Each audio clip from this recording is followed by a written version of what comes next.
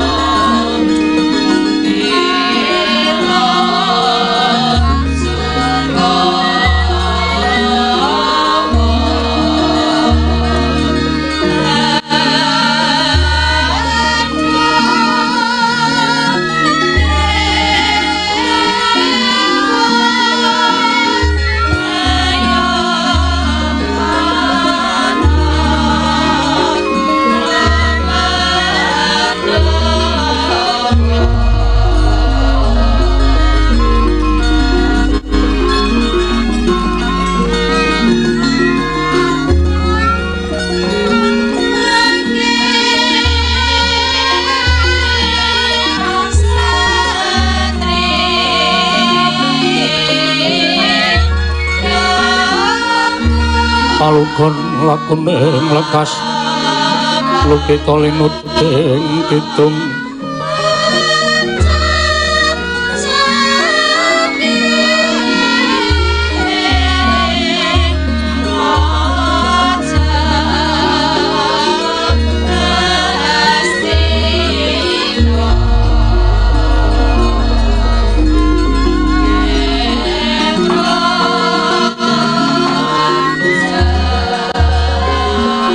remu sang Hyang Arka sunare katingal pudar nadyan wis ngancik bedhug tengange para dene katingal surem kawontenaning padukuhan Karang Kadempel kaberbawan dukitaning galih Ki Lurah Nayantaka ya Lurah Semar Badranaya anggenipun datan kendhat tansah netesaken waspa bingung bingreng datan kantun Ki Lurah Nala Garing tuwin Ki Lurah Petruk kantong bolong ingkang tansaya tansah katingal sesenggrukan nggih manangis krana menggalihaken ingkang rayi ora giling Ki Lurah Semar nenggih Ki Lurah Bagong Bayana Tapa arigawe apa dene katingal tintrim madyaning padukuhan Karang Kadempel katingal sungkawa Ki Lurah Semar Badranaya nalika semanten sigra marwani pangandikan Ki Lurah Nayantaka dupi mulat ingkang putra Ki Lurah Bagong sampun kepareng mabukuh ambebundeti pasuryaning Ki Lurah Semar dadya saya trenya Ki Lurah Nayantaka paradene sigra medhar pangandikan dadi kamarujining pangandika kelurahan Ayantaka ing jaring kababaring lisan Semarika ten prayitna semuriris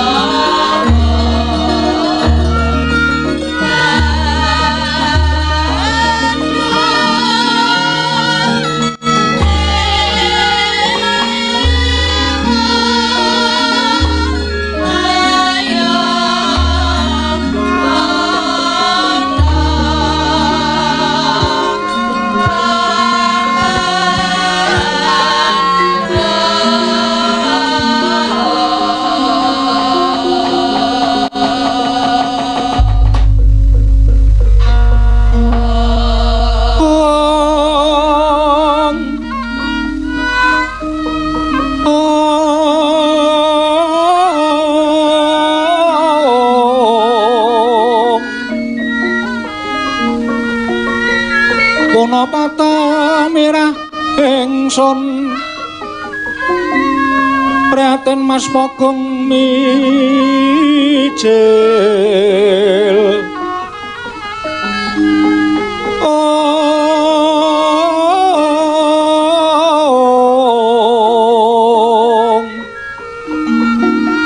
denya ilang pang memanise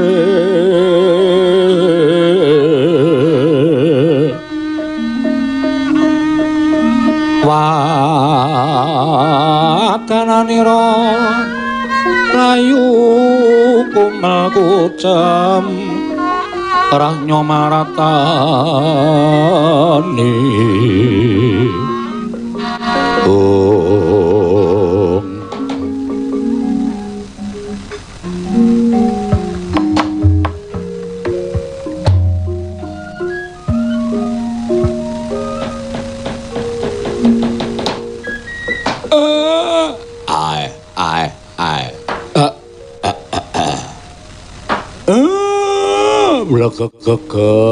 gegek ugek sak dulita mel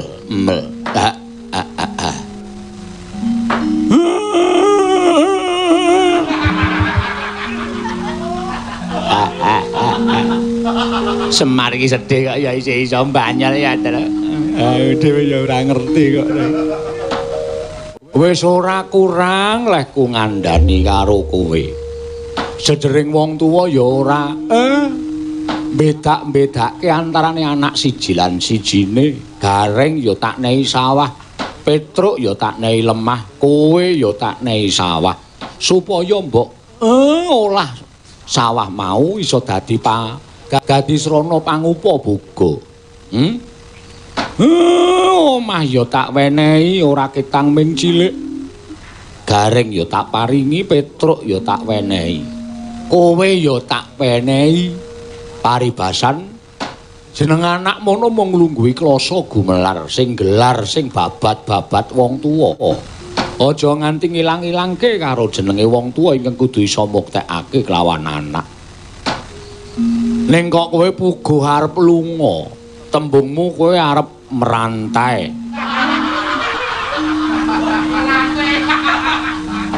Ngawur ta. Merantau. Iya, arep merantau ning tanah seberang. Ya to nek kowe engko kuwi nang kono kuwi bejo. Wong sing jeneng wong urip kuwi wong pinter kalah karo wong bejo. Wong wasis kalah karo wong bejo. Nek ora bejo kowe tekan kono malah uripmu keserakat. Sing arep tok sambati sapa? Ora duwe anak sedulur, ora duwe kanca, kudu babat-babat saka kowe golek srawung kiwa tengen nganti sejep srawungmu jembar wekasan kowe entuk pegawean kuwi ora gampang Bagong. nggonku nangis ki ora nangisi lungamu ning bakale nangisi kahananmu eneng kono lho Le. Bapak ora iso apa-apa. Nganti kowe sesuk sambat arep sambat sapa? Ora ketang mung lawuh uyah ning nek kumpul kuwi dadine ya ayem pikire ora kok pisah-pisah. Saya nek nganti ngerti bendaramu Pandhawa engko dikira Semar kuwi mbedak-bedake anak-anake. Nek Gareng Petruk tak mban cindhe, nek kowe tak mban Siladan lak ora prayoga to Bagong. Pikiran ya bojomu tok tinggal. Anakmu ya tok tinggal sik makani sapa Bagong? Pikiran Bagong. Aku ki ya kelangan nek kowe ora ana iki terus iso sing dijak mbat-mbatan rembugan omong-omongan sapa.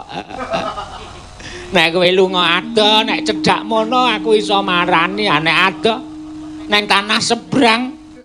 Monggo sing jeneng tanah sebrang iki ngerti ngliwati laut.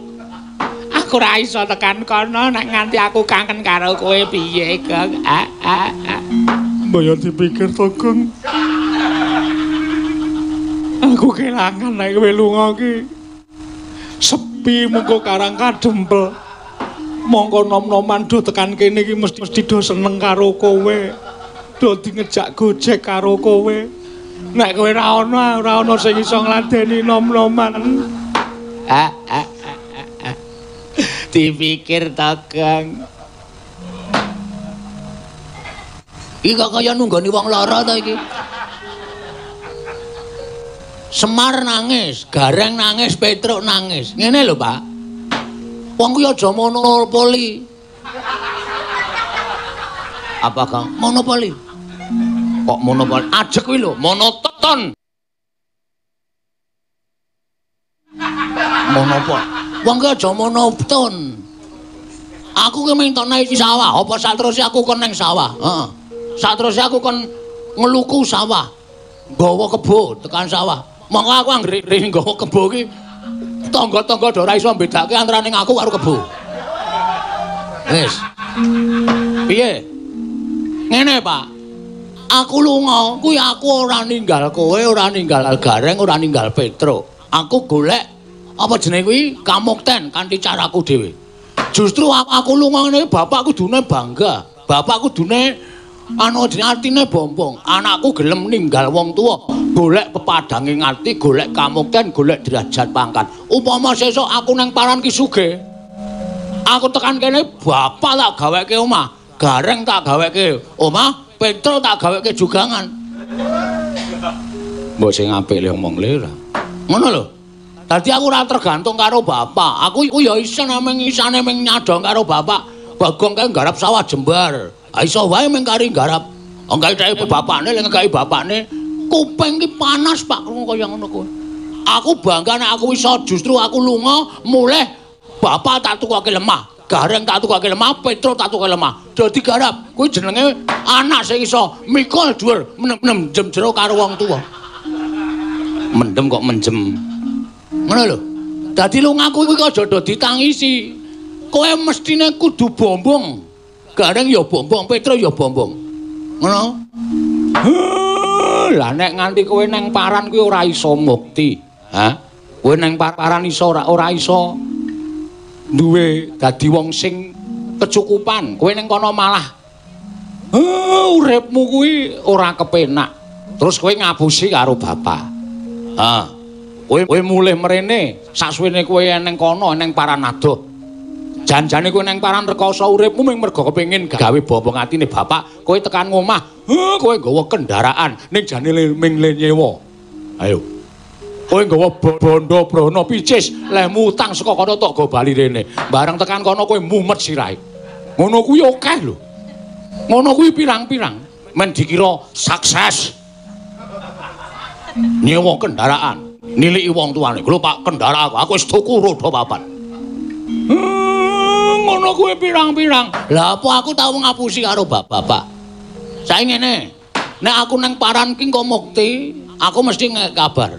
Nek aku nang paran ki ngrekoso, tak kira aku wis kulino, Pak. Wong uripku ya ngrekoso tenan. Dadi nang kene ngrekoso, nang kono ngrekoso, kuwi padha wae. Nang kowe nang kono ora duwe kanca. Wah, Bagong iki golek kanca gampang, Bagong iki wong grapyak semana. Ngono lho. Aku ki grapyak semana tur seneng jupuk nggone wong liya. Dadi akeh kancane ra ketang dipolosi kek. Bar nangis kok guyu nek. Kowe iki nek omong sok aneh. Om golek kanca kok dadak dipolosi kek ora. Ngono lho, ora usah do ditangisi. Aku sowan bapak iki aku nyuwun berkah pangestu, pangestune wong tuwa kuwi ndayani karo uripku. Aku nangis ki semelang nek tok jaluki dhuwit. Engko nek kowe njaluk sangu, monggo aku wis ora duwe tabuhan. Nabuh cengele kuwi apa? Tabungan kok tabungan. Wis entek tak nggo berdiam diri selama lockdown iki. Lockdown iki. Wis tak nggo nutupi uripku. Wis nang ngono aku ora arep njaluk dhuwit. Ora apa, aku mung njaluk pangestu. Siji njaluk pangestu, loro saanane aku ki ana. Saanane ya ora ana. Ngono ya, Pak. Pangestune bapak wae tak pundi ana ing jejimat. Muga-muga dadi pusaka. Kowe aja lali pendak salat ndongake aku. Iya. Ngono ya. Muga-muga Bagong aja muni Bagong ning kono ora ana apa-apa. Engko ndak aku ora ndek apa-apa. Bagong nang paran dadi wong mukti, dadi wong sugih, iso mulyake wong tuwa. Ngono ya, Pak? Iya. Wis ikhlas. Wis nek ikhlas titip bojoku, mantumu kae. Iya, mantuku sing mentrel dhewe. Nek ora tok tresnani to, Pak? Sing jeneng karo mantu iki aku ki tresnane ora apa, aku tak turu nggonmu. Wah. Akan jur nekat semir ora. Ming titipi mantu kok arep turu nggone Bagong. Tak gula wentahe mantumu. Putuku ya tak gula wentahe sing apik-apik. Nah, ngono karo putu kok. Isok dikeidit. Iya, heeh. Wis ya, Reng. Aku lunga ya, Reng.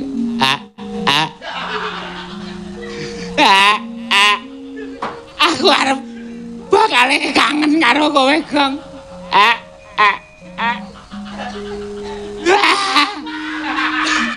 Wes, rasa nangis. Sesuk aku dadi wong sugih, kowe langsung tak tukoke terbelok.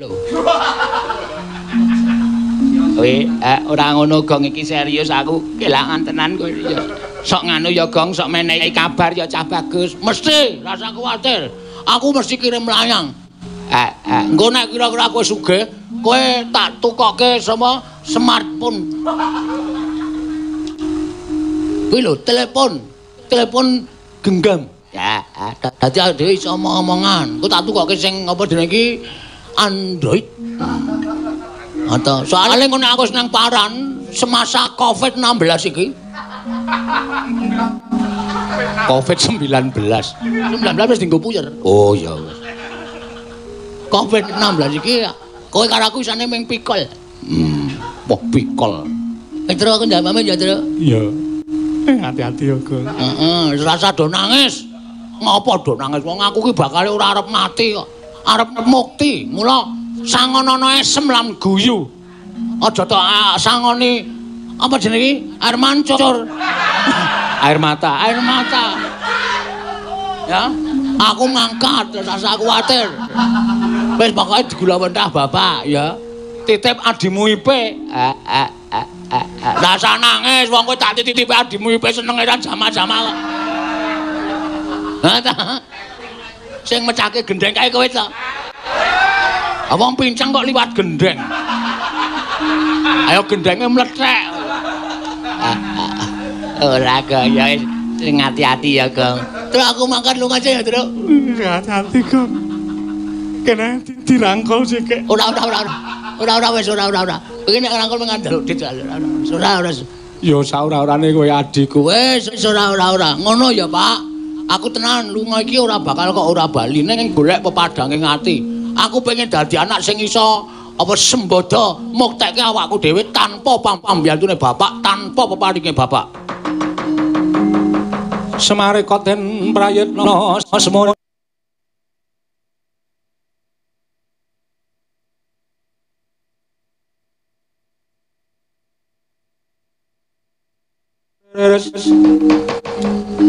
semuri resiko balik titiyoni Trisanya purnama sasi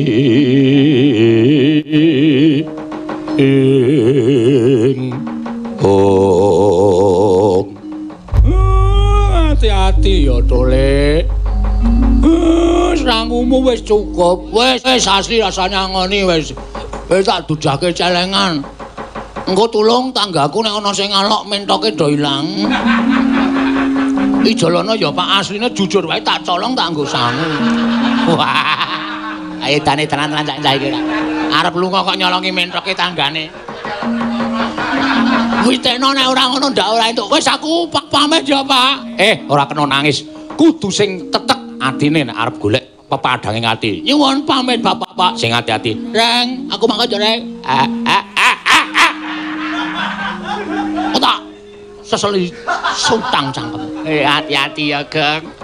Oh ya, aku pamit ya. Iya Reng sing arep. Ngono wae, tulung jagake omah bojoku aku engko nek wis mukti do tak kabari rasa kuwatir, Pak. Sing hati-hati, Bagong. Wis ya, Tru. Oh ya, Reng.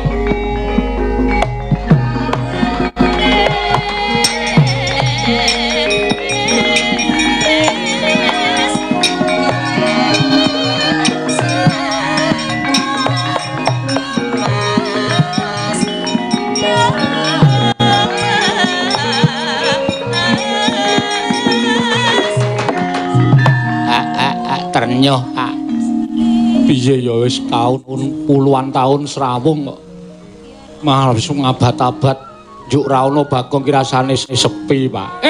Wis sedina munggahing seminggu dadi sesasi setahun tansah ngadang-ngadang kabar Bagong. Muga-muga bocah kae entuk dalan sing padhang, entuk dalan sing becik lan nampa kabedhan saka panguwasaning dat sing Purwendat. Nggih Pak.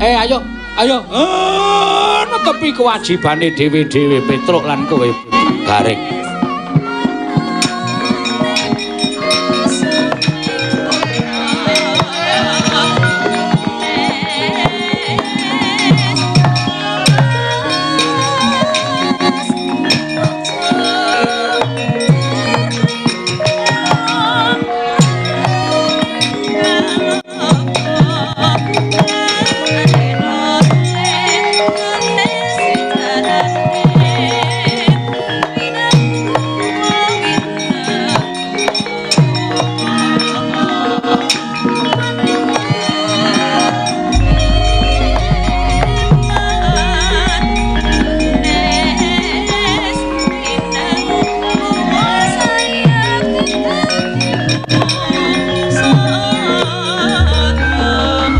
Carian putra lamun kawekasan nika wisanggeni maya Wisnu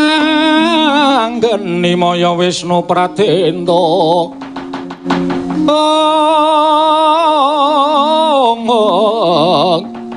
wisanggeni maya Wisnu Pradenta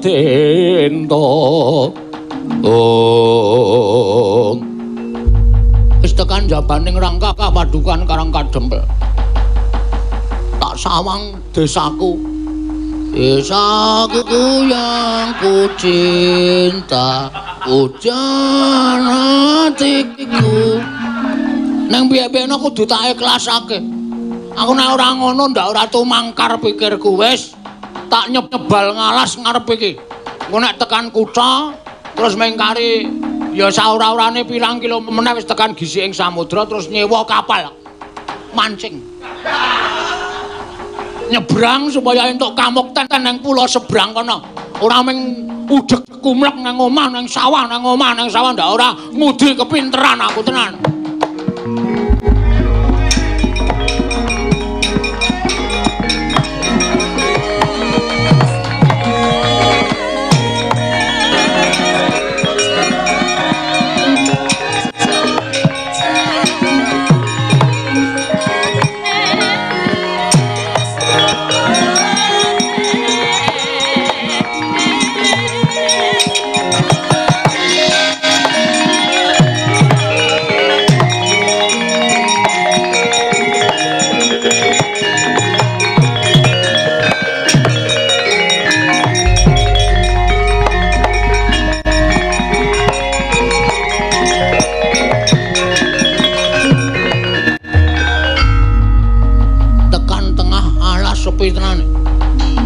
ora ana apa-apa. Iki kok dadi aku tekan nang alas kok bingung, arep ngulon arep ngetan. Bareng aku ngenut karo kren-kren teke ngati kok malah dalane mentok. Tekan ngarep grumbul. Wah, lah iki sing jeneng wong arep lunga merantau pancen godane ya akeh tenan. Nek ora tatak tangguh tanggon sing dadi pikire Bagong, ora bakal iso mukti aku selawase. Tobat. Nganti tekan semprene kok yung ora ana sing bantu karo aku, sing nulungi karo aku. Monggo sikilku saya abuh mergo kena riracun ana ning tengahing alas kene kaki dewa. Kula turungi dateng kula tobat. Yen nganti ana wong sing mitulungi kelawan aku, yen wadon bakal tak pek sedulur. Yang lanang mbok kaya ngapa wujude mesti bakal tak ladeni nganti temekan ning lahir batinku bakal tak tresnani. Mencurigakan. Neng alas kok ana swara, moko suarane kaya bintang film Cina.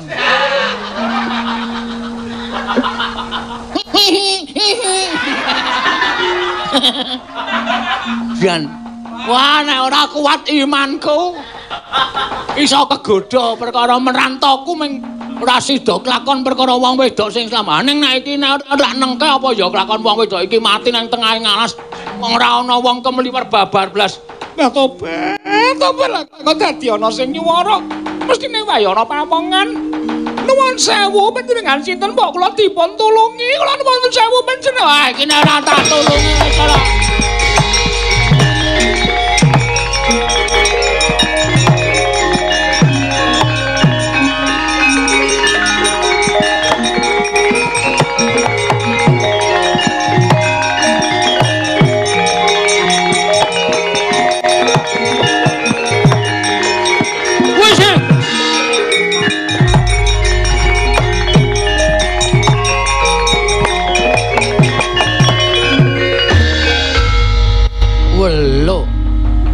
Ana piyai putri kok klekaran nang dhuwur watu.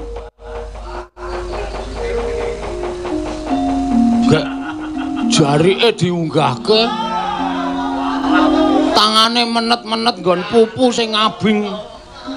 Wabuh ta pupune. Gedhe cilik. Tobat. Nuwun sewu mbok kula dipun tulungi. Nuwun sewu panjenengan sinten? Kula menika namung tiyang dusun sak pinggiring. Wana menika nami kula pun Parjiwati.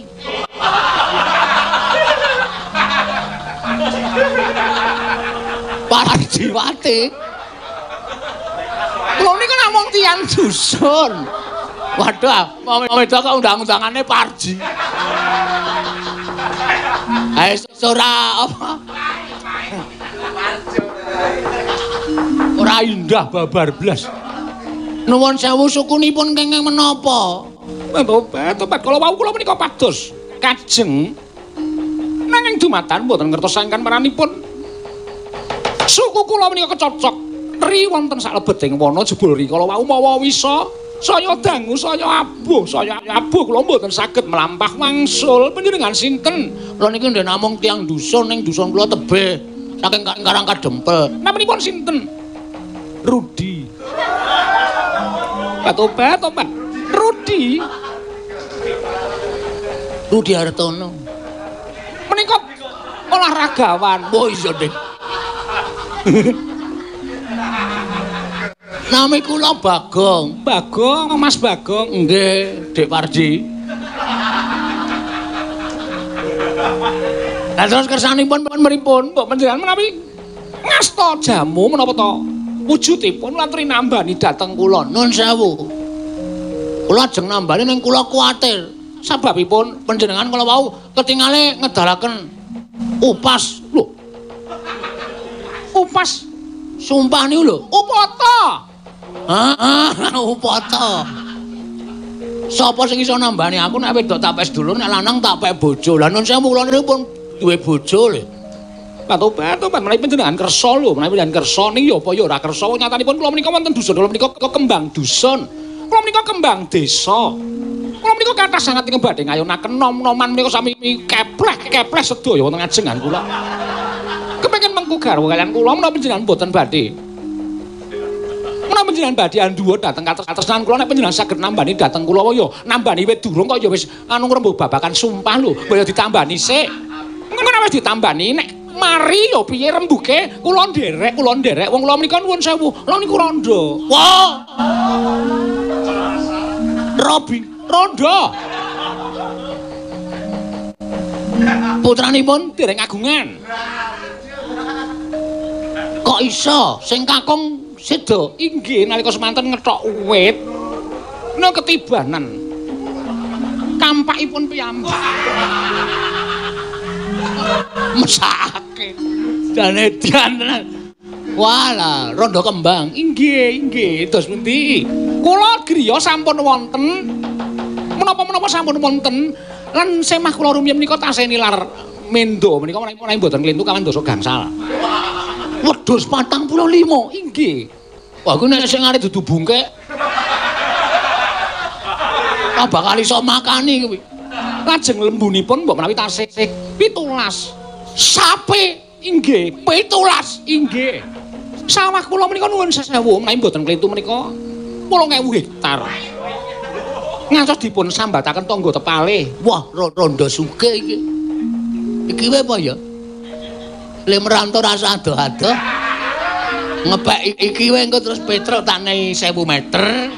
Bapak tanai 1000 meter wis aku wis dianggap sugih. Menika ugi langkung prayogi ning suku kula dipun tambani rumiyin, Kilurah Bagong dipun tambani rumiyin. Semelah. Kula suwunke kalih sing gawe urip. Bagong kudu wong ampuh, Bagong kudu wong pinter. Ning mung dadi lantaran. Nek pancen Bagong ditampa karo sing gawe urip dadi lantaran. Waluyane sukunipun Dik Parji. Mugi-mugi saged waluya nirmala temah jati temah mulya. Kula aturi monggo.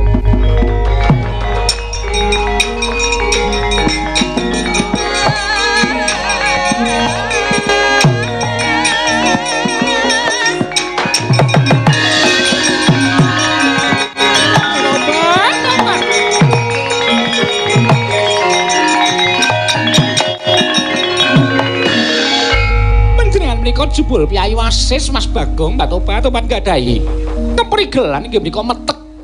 Nyatanipun sareng kusuk kula dipun petek. Lajeng boten tenabuh saged kinarya lumampah. Sakitipun ical. Batobat wong sing kenori nggon dhuwur dengkul kok le mijet ditekan dindi. Saluran. Ngaten nggih. Otot menika saged ugi sing lara nggon sirah, sing dipijet nggon jempol sikil. Niki wonten saluran pembuluh darah sing dumugi wonten ing kelapa, kepala. Niku saged waluya nirmala jati lemah mulya. Lah, pupu niku otote mapan wonten ning pangkal pupu. Mila mriku niku kudu diurut. Tobat. Matur nuwun, Mas. Sami-sami, Dik. Lajeng samenika kados pundi? Kula netepi dhateng sumpah kula lho.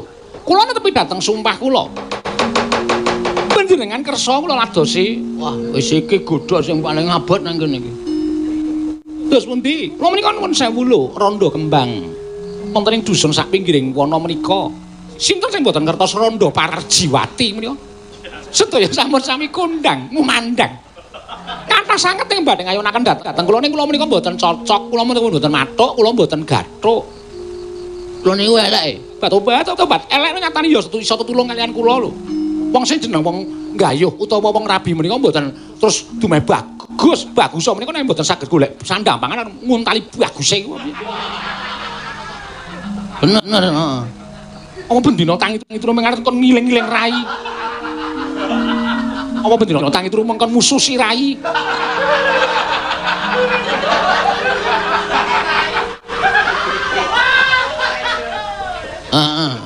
Mila tresna menika mboten babakan bagus menawa mboten nanging menika babakan ati. Atiku atimu. Leres. Ning sae menika Ki Lurah Bagong monggo nggih kersa nggih. Sik aja ngono. Aku iki dalam rangka prihatin. Prihatin ku aku ninggal Karang Kadempel, aku merantau. Inggih, kok bola-bali. Engko ndak dikira lakone nek ora kuwi. Bagong dalam rangka merantau. Inggih.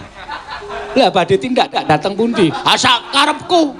Sak karepku kok aku tekan ngendi ngono. Amarga aku golek pepadang ing ati, aku nek meng mandeg terus ngepek kowe, terus kowe duwe apa tinggalan saka bojomu pirang-pirang hektar sapi 18 wedhus 45 padha karo aku ora budidaya, padha karo aku meng ngepek kayamu. Tegese tresnaku iki tresna mirunggan, mergo aku ora tresna karo kowe ning tresna karo bandamu. Itu nonsen. Tidak masuk no, dalam kitabku. Inggih. Lajeng kersanipun kados pundi? Pokoke aku ora iso nek nampa kowe. Ning kula upami meksa, moh. Aku mau nek tak peksa. Tobat kula terus nang panjenengan menyaksikan maluyaken dateng kula nek ora divaluyake Mas Bagong kula teng mriki wis dipangan singa, dipangan macan. Aneh ngerti ngono ngerti apa mau tak pangan kowe. Tobat. Panjenengan menika lho gecul kumarucul kula seremen kula menika menawi gadah sema ingkang lucu ngaten menika kula seneng. Tertentu kemawon kula wonten griya menika mboten badhe bingung, mboten badhe susah mergo tansah digeculi dening Ki Lurah Bagong. Sekto. Kok nek omongane ngono kuwi mencas-mencan ngono kuwi suwe-suwe aku iso jatuh bangun lho. Jatuh bangun aku mengejarmu. Tobat suarane apike ra jamak-jamak. Bato suarane kaya Katno.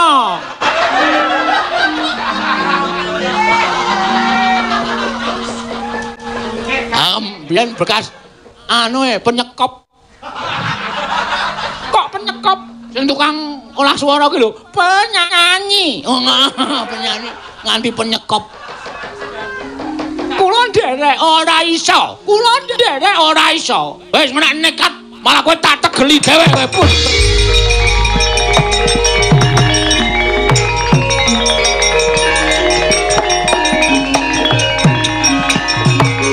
Aduh pukulan.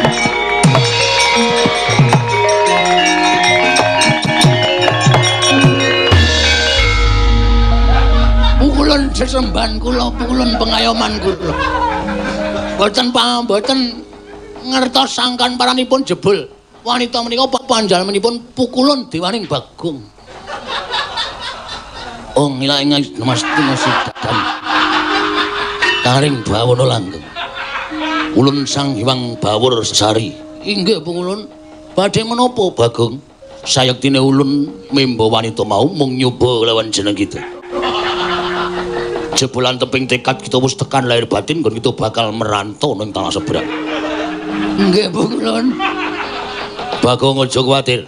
Salaku jontro-jontro kita ulun ingkang bakal tansah ngawat-awati lan persekke kita tekan papan. Kita merantau mengko bakal dadi wong-wong kang mukti ngawibawa Nyakrawati Baudendra.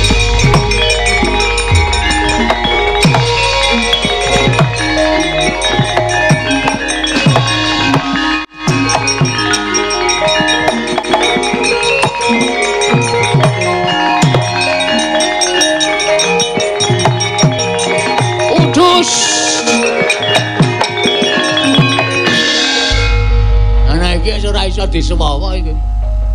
Ngandel ora. Ket tekan mlebu ngalas, tekan tengah ngalas aku wis ndonga. Aja ketemu jerapah.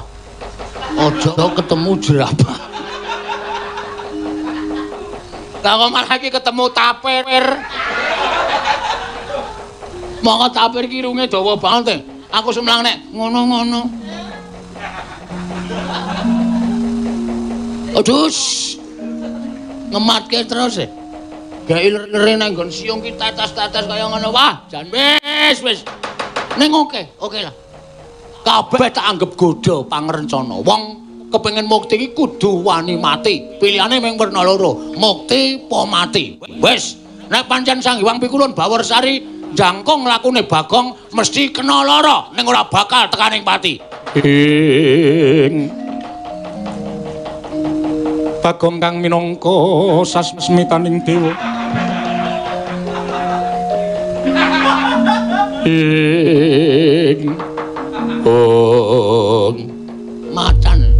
Macan iki. Oke, ora masalah. Nek pancen kowe iso tata jalma kaya jlamaing menungsa lumrah. Wis sapa kowe?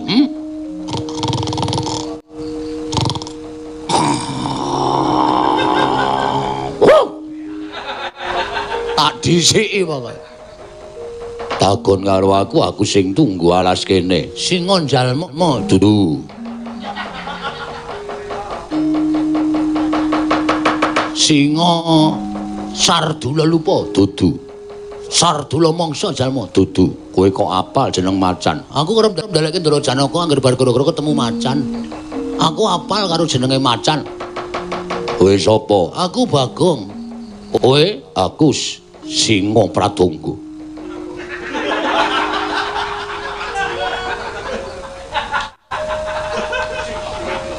Singa Pradangga? Iya, singa singaning Pradangga. Lah anyar jenenge. Seneng tenan aku lakon iki.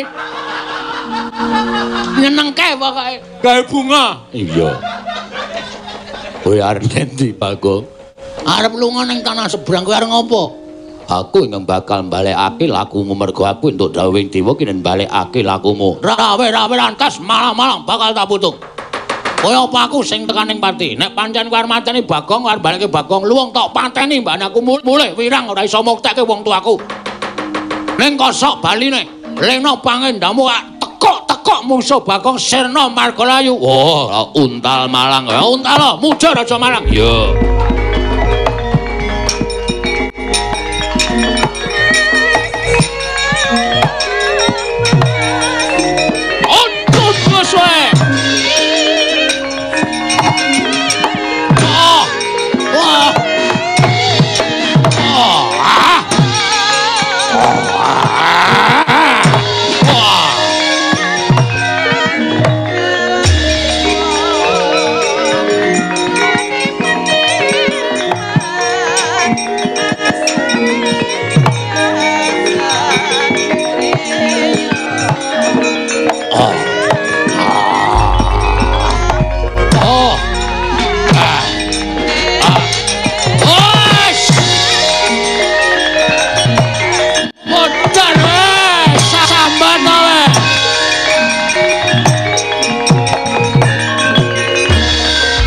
Gulung dening Kelurahan Bagong wis ora wedi mati.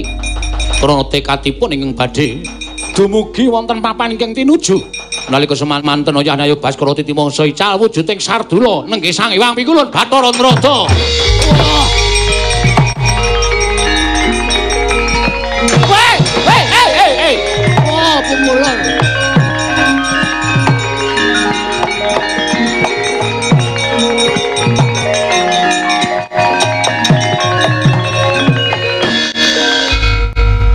Menapa Pukulun? Perkencang warudayang Pak Pong mbok bolong kali cudhik sapa sing gawe? Wis penak-penak dadi dewa kok dadak dadi macan barang. Merga ulun goleki suwi-suwijining dewa ingkang nedeng owah pikire. Napa dewa niku iso ana sing edan? Ya iso wae.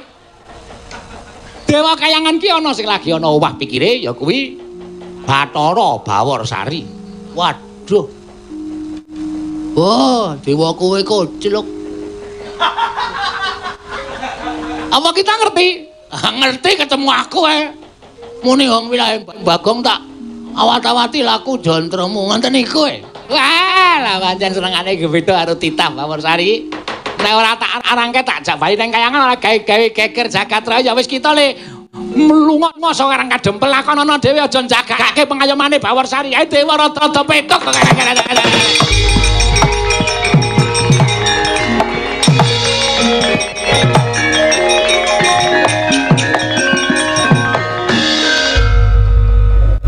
Ane sandangane wah ngene. Kaya satriya ya, kaya dewa tenan ane kok petuk. Ane saiki ki akeh. Sandangane iki ya gleling ae ning. Rada wah ya pirang-pirang. Wis ora ana sing ngayomi karo aku, ora ana sing apa ya? Ngeker aku saka kadohan. Wis tekan kene iki mandhek sik rada saudara. Aku tak mikir bacute lakon iki. Mula gara-gara sikik karo tak mikir engko endinge kepiye iki. Ya meres utek tenan tak teruske ahli mlaku ndak malah ora tekan-tekan gone mau.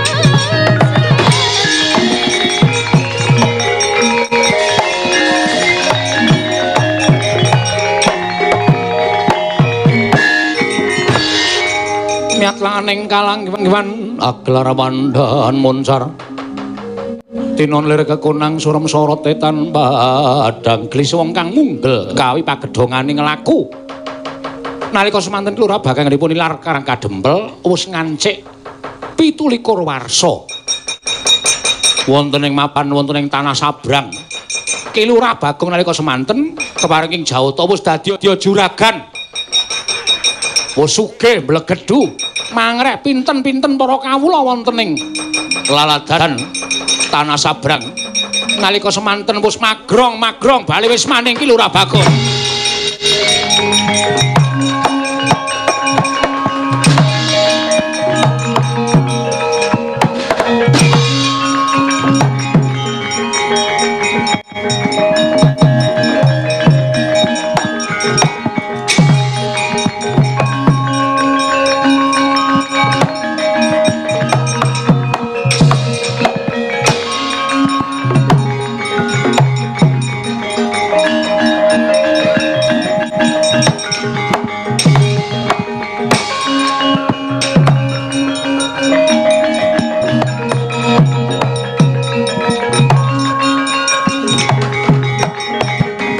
Mararem mangoswamya ngambrang ngengkati karunaning gaswase dosang gondo wastrat mojo ing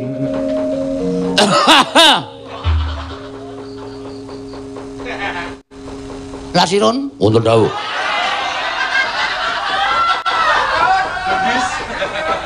piye kahanan pabrikku apa isih jalan? Iya, pangestunipun tasih melampah. Juragan malah samangke pamundutan saya kathah. Wonten ingkang nyuwun ukuran langkung ageng tinimbang sak mestinipun. Gaweke, pokoke digaweke. Mergo kuwi kebutuhane para wanita. Iya, mangkati. Malah dinten samangke ingkang langkung pajeng menika ingkang 38A. Wah, ngungkuli ning ora apa-apa awak dhewe sebagai anu apa dene wong sing gawe iku bisa nuruti karo konsumen. Iya Blendis wonten dawuh bos kowe wingi ra tak paringi dhuwit ta kanggo gawe untu palsu kok tetep isih gro wong cangkemmu kaya ngono menika kagem ciri khas supados samangke tiyang menika mboten pangling kalian kula. Bagus. Piye? Tos itemku laris ora? Iya awit krana kawontenan kados mekaten menika, Bos. Sementara waktu menika mboten wonten tiyang ingkang gadhahi damel wekasan sak menika nganggur wonten ing griya. Ora sok tok dadali onderdile lho. Inggih. Aku ngerti nek kowe iki wiwit mulai bribek-bribek gawe apa jenenge wadah corong kuwi dhewe. Wadah corong menika tos item. Inggih. Ora nyolongi nggon aku lho, nggone dhewe-dhewe, mlaku dhewe-dhewe. Nggih. Ngestakaken dawuh. Aku iki suwe tak pikir-pikir kowe saya duwe alat canggih-canggih ku gek njukuki tabungan nggon aku. Mboten, Bos. Mboten saestu kula mboten badhe. Wondo enten dawuh. Priye pabrik payake isih jalan? Pangestunipun namung samenika kathah ingkang sami nyuwun supados dipun wontenaken utawi dipun adalaken menika cek payek jingking. Ku sing ngakon sapa mayak kok karo jengking? Payek jingking, Bos. Ya syukur nek pancen kaya ngono syukur. Wah, jan nganti tumpuk bandaku. Kowe ngerti dhewe to? Aku anggere lenggah ning ngarep omah ki ana wong mantuk wis tak uncali 100.000. Nggih. Saka nggonku Darma. Saka nggonku seneng dedarma karo sak pepadane. Nggih, nggih. Ngestakaken dawuh. Engko kowe bali tak nahi amplop nyepuluh domno karo tangga teparamu sing padha kekurangan. Nggih, nggih. Ngestakaken dawuh. Ya, amplop tok isih ana. Waduh. Dadi aku ngajari kowe supaya dedono karo tangga teparamu ora mung menggantungkan karo aku. Aku ki duwe kaya ngene iki ya berusaha mbiyen wit aku tekan negara kene iki. Aku berusaha dodol apa sing iso tak dol. Saiki aku iso gawe pabrik, iso duwe pom bensin. Wah, nggih, ngestaken dawuh menika awit saking kerja keras. Anu Juragan Bagong. Ah iya, iki ya iso ngrasake muktine, iso ngrasake senenge. Nggih. Dis, Enten dawuh. tulung kowe nang omah ngrakit kuwi terus engko salone disalurke nang anuku ya apa? Kamarku. Oh, nggih. Aku kangen karo budayaku nang tanah Jawa kana, Dik. Budayaku nang tanah Jawa kana ki wah nyenengake. Kowe durung tau ngerti sing jeneng uyon-uyon. Uyon-uyon sami mawon kalian melayu-melayu. Melayu-melayu nabrak ndasmu. Uyon-uyon kuwi saka gamelan terus ditabuh. Gamelan kok ya ora ngerti nang negara kene ra nang gamelan. Upama ana ya ming siji loro sing duweni kowe wis sing tau nang negaraku. Nggih, nggih. Gamelan kuwi apik banget. Aku kangen aku. Aku arep tuku ning danaku urung mencukupi mergo kudu dadak numpak kapal. Nanti pun kelekaken sak perangkat kuwi nang kene larange ra jamak-jamak. Mula aku kangen. Aku nang kene mangan roti. Terus dileleti mentega. Kowe iki ngapusi aku to, Dis? Roti tok cet kuning. Tak agokke mentega. Bareng tak pangan kok wangur. Mertekanipun telas kula adrih dipun dukani kalian Juragan Bagong mila lajeng kula cet kuning. Nang kene aku ya mangan apa jenenge iki? Spaghetti. Nang nggon aku ana jenenge bakmi kopiok. Wah. Tuwa bakmi nyemek kae. Kowe ora ngrasake. Sok kala masa tak jak ning negaraku. Nggih. Nggih. Kula penyanyi dahar donat nggih remen. Ah nang nggon aku jenenge galundeng. Utawa onde-onde. Nggih, nggih. Kuwi nek pas sekaten kuwi arep mangan onde-onde pira wae mesti kelakon. Nek nang kene donat, nek nang kono onde-onde. Nggih, nggih. Nang kene ra iso ngrungokke uyon-uyon, nang kene ra iso ngrungokke gendeng-gendeng, aku wis susah. Nang kene anane ming. Nah, apa aja jauh. Ada apa aja? Ada apa? Kudu le atos. Karo nganggo mantol nyanyi kok nganggo mantol. Nika jemper. Jemper ki sing nang mobil kuwi jemper. Nggo nabrak cengelmu iso modar. Nggih, nek wonten mriki menika jenenge rap. Rap ki basa Inggrise tikus. Wah kuwi lagune tikus apa piye? Mung tangane dijok-jokke. Apa de? Aku arep ngising ora ana nggone. Ora ana nuladalaku utop mlondanatung jaya tunggak sindene aja nganggo kebaya. Aku nek ngene iki terus kangen karo kakang-kakangku Cepi.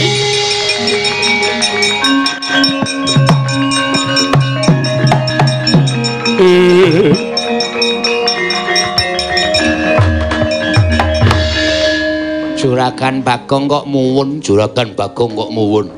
Aku kangen karo bapakku. Aku kangen karo kakangku sing jeneng Petruk kuwi nek ngerti asli mbok kepengin bathok ndase. Gaweane sok maeka aku ning aku sok dipaekake ora nesu ning malah seneng. Aku kelingan karo kakangku sing jeneng Gareng. Jebul wong ning paran ki rasane ora kepenak, nikmat to kaya ngapa isih kelingan bumi kelair aku kok ndis aku.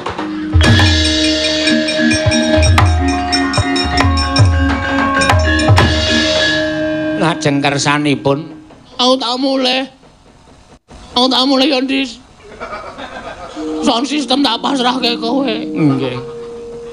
Kae genset kae urupno. Oh nggih. Menawa murup kabele cekelen.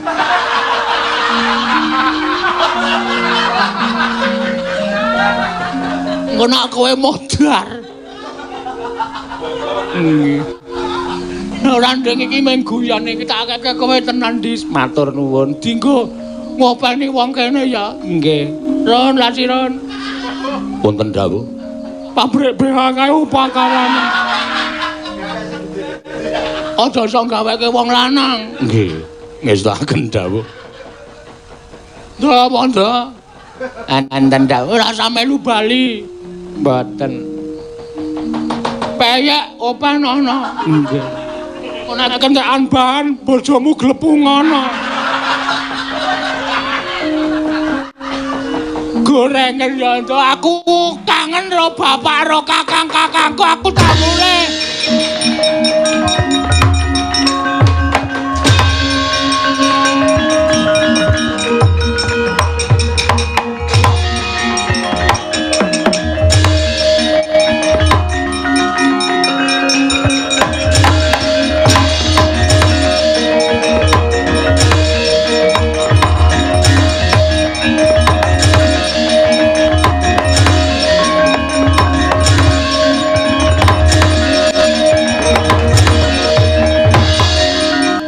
Pendak ana keliwat. Wit. Bagong teko. Bagong ora teko. Bagong teko. Bagong ora teko. Bagong teko.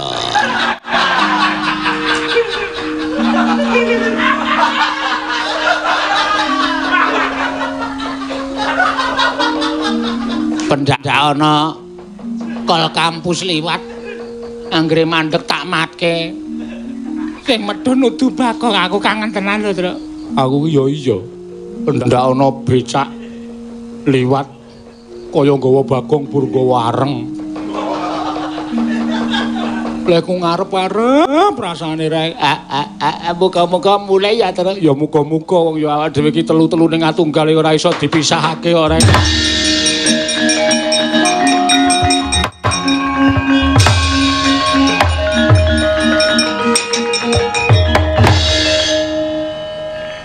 Apa iki to?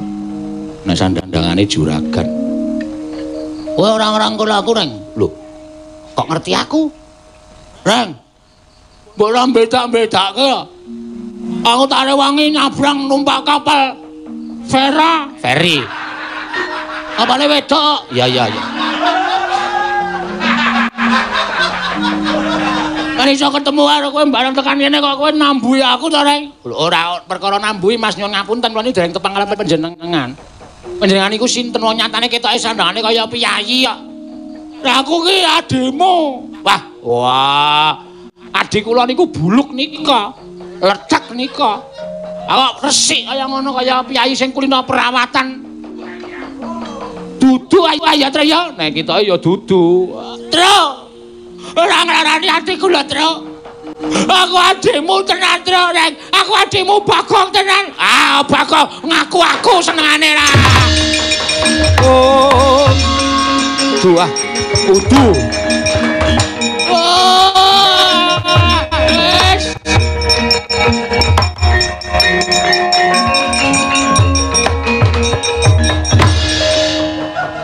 Kesuwen lek kulunga. Gareng ra ngakoni aku.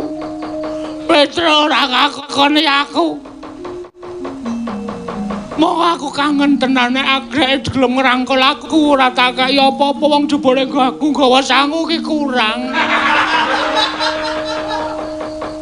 Tiwas tak kake mblendis. Tiwas tak kake lasiron. Wondo ayo do bunga. Wah, Rek, ora ngono kuwi to, Rek, aku ki Bagong tenan. Oh.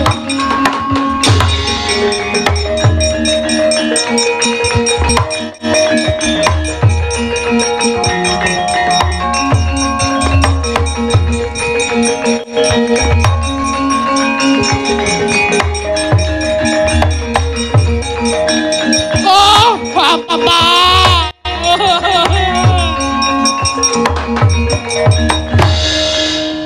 Bapak, kula ngaturaken sungkem nggih, Pak. Menika sinten?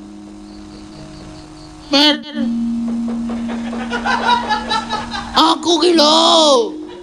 Iki lho aku. Weh, mangke riyen to. Kula niku nung derajate ngaceplik niku mboten nggadahi sederek piyai luhur langkung-langkung piyai ningrat. Kemudian sini.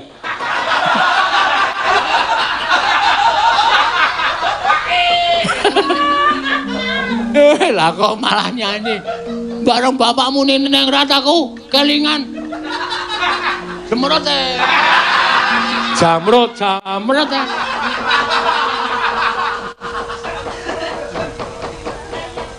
Aku Bagong, Pak. Bagong sinten wong kula dereng nate pinanggih. Nggih. Kula ya dereng nate pinanggih. Nggih kula dereng nate pinanggih ngaku Bagong. Bagong niku buluk, awake reget, kathoke abang, mongko training, ora tau nggo klambi. Gegere niku ngapal sok ngusungi kayu. Pokoke sarwa wong niku ketoke kaya wong elik nika. Dudu Bagong sing nganggo sandangan kaya ngoten niku. Pak, aku tenanan Pak iki. Kula mboten tepang lan panjenengan. Wah, tak salin ora percaya. Pak, Bagong.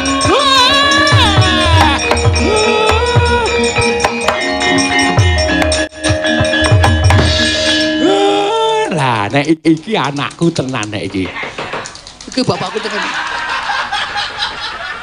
Wah.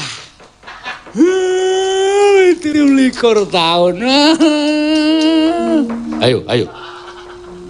Ketemu kok wis njukuk dompete bapak. Iki. Wah.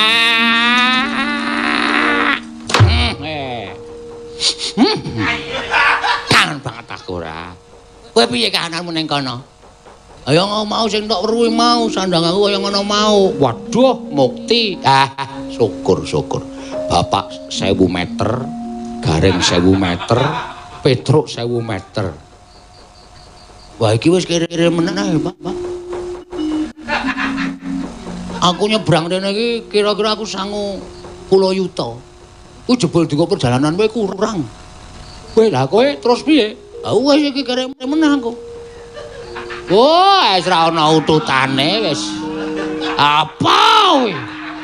1000 meter nggo mburuki ndiase iki apa? Wah, kene wis ngarep-arep gong paring ora kowe iki bali aku iki melu mukti ora. Aku ora perkara nggon mukti kok, Tru. Aku mulai ketemu bapak, aku ngidak bumi kelahiranku. Iki rasane wis kaya mukti sondo langit kaya wis wong sugih-sugih ya. Saado-adoe aku lunga ora bakal iso aku lali karo bumi kelahiranku, Tru.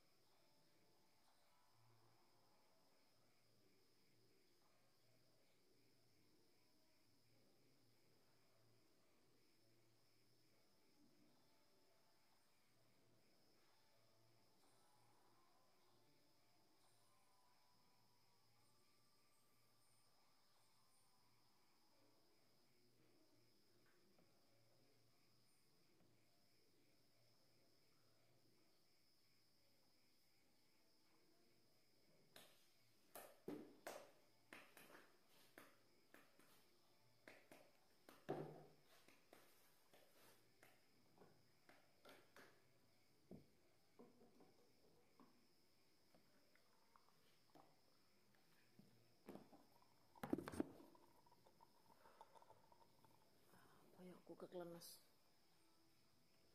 Ya kok. Jelek.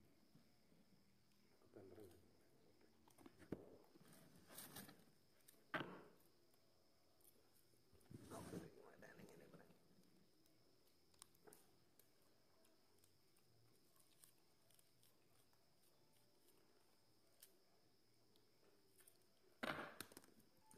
Gimana sama buri tenan? Oh. Untung. Belum ada ya.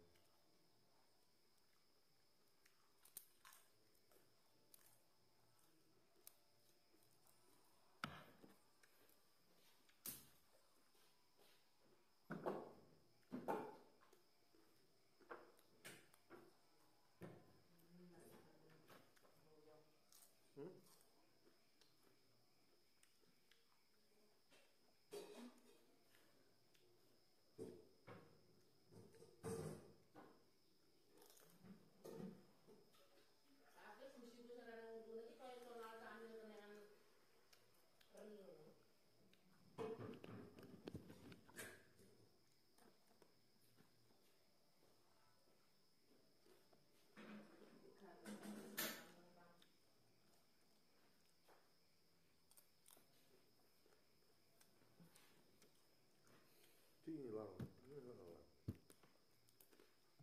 Pukung. Pukung.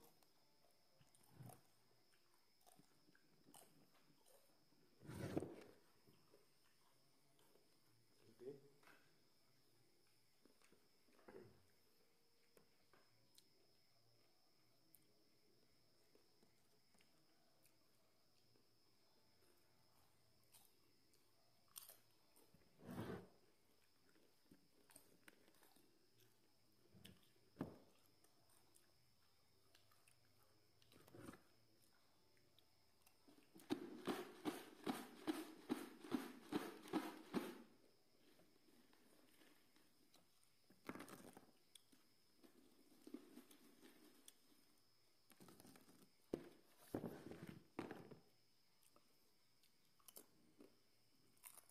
Lek saiki ana nyetori ya menit. Iya. Lek Darmi.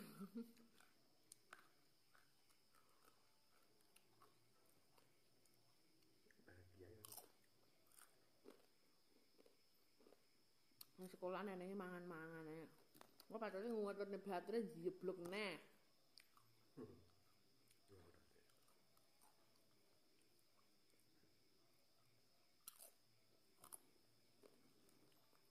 Ayo sekolah bareng si anu bareng to. Apa jenenge? Anak kayak dalang nggere lem rongos. Ngerti. Heeh. Kuwi. Sekolahane sarme panjen.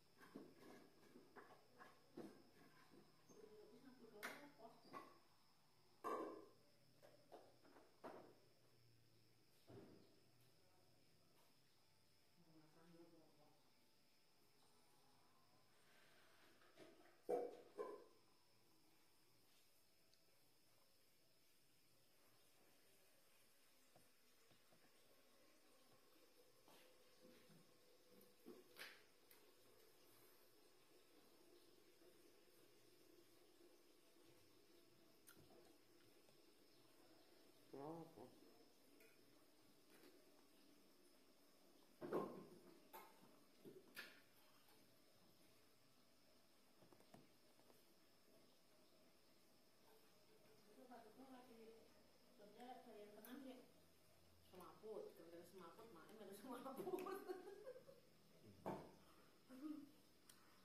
Kerendel kuat.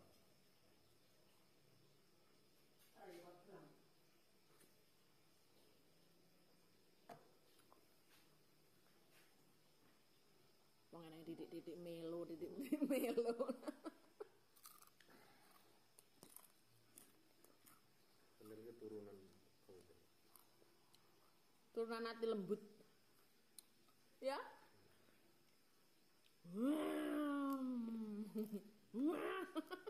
Gusti Allah. Gusti Allah. Gusti Allah.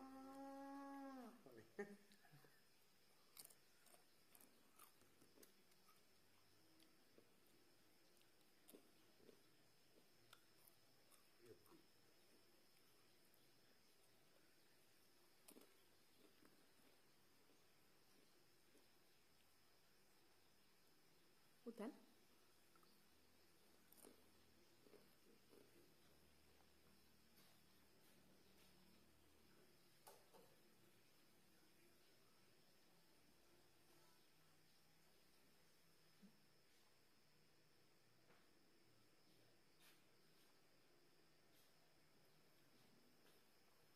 Yo, udan. Tak terus nilai lagi. Bisa lanjut ya. Ora bocah isik melek ki kaya seakan-akan patute buka lawang ngene, Mas. Apa jeraku? Tek-tek ini. Ibu.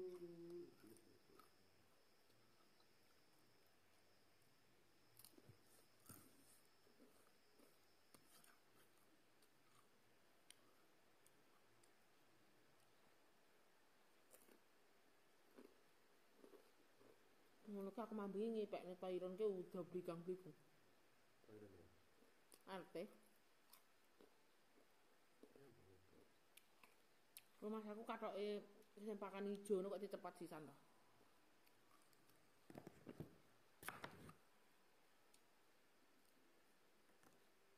Oke.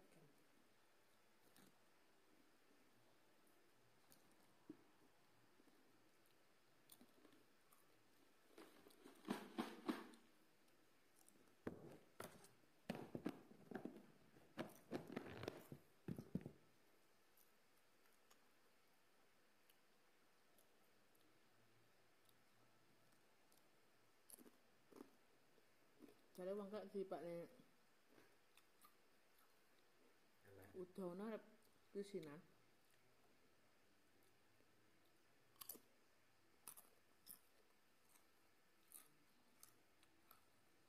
Pairon apa dulu isin?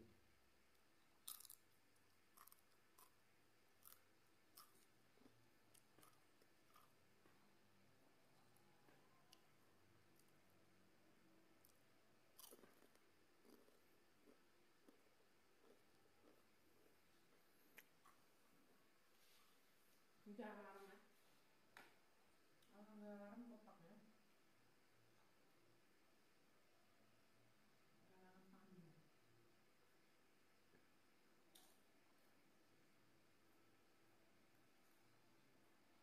Bisa ada dibuka. Bisa ada dibuka. Nonton juga. Kerendel. Ya kan, Pel. Kalau lagi Pak kita sekolah berapa?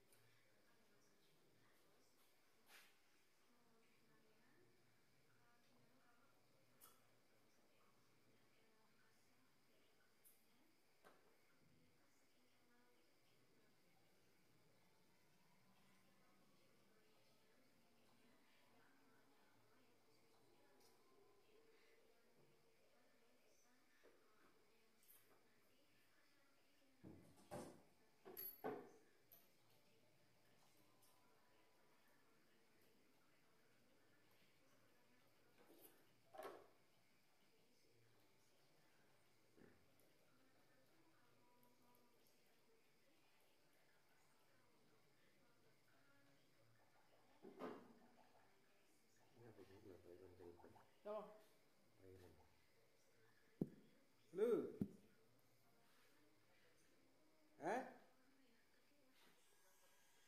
Mbuh iki aku urung jajal.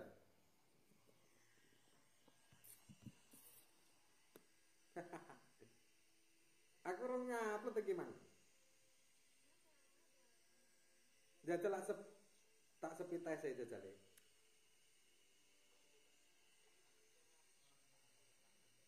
Ya.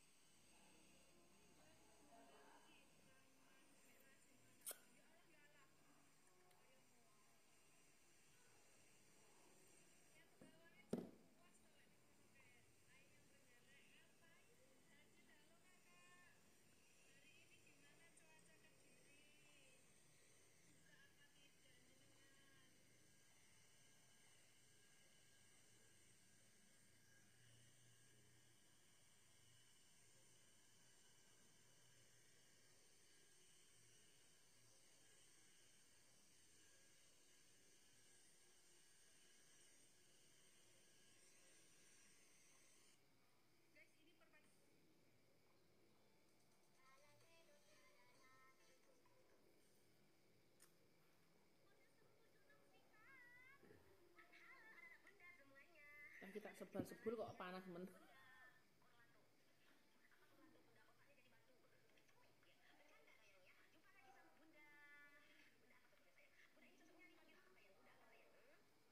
Lapor ketua, lapor ketua, lapor ketua. Apa lho? Bukan skater.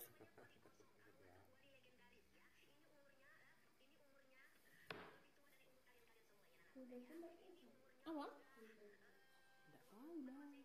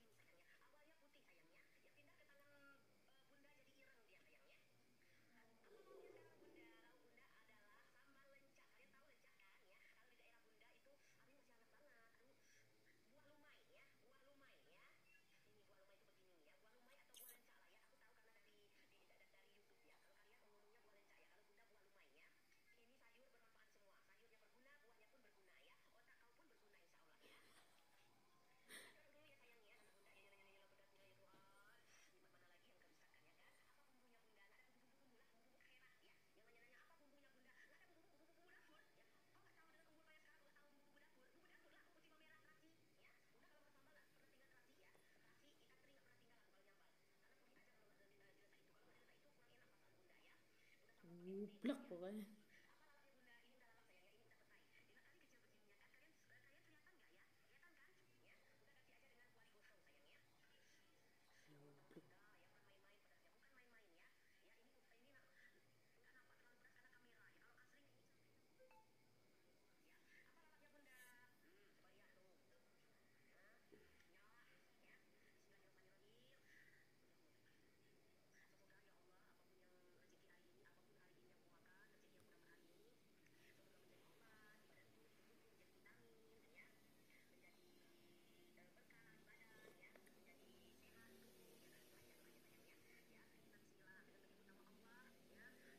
Kita kena suwiman lagi pulau-pulau.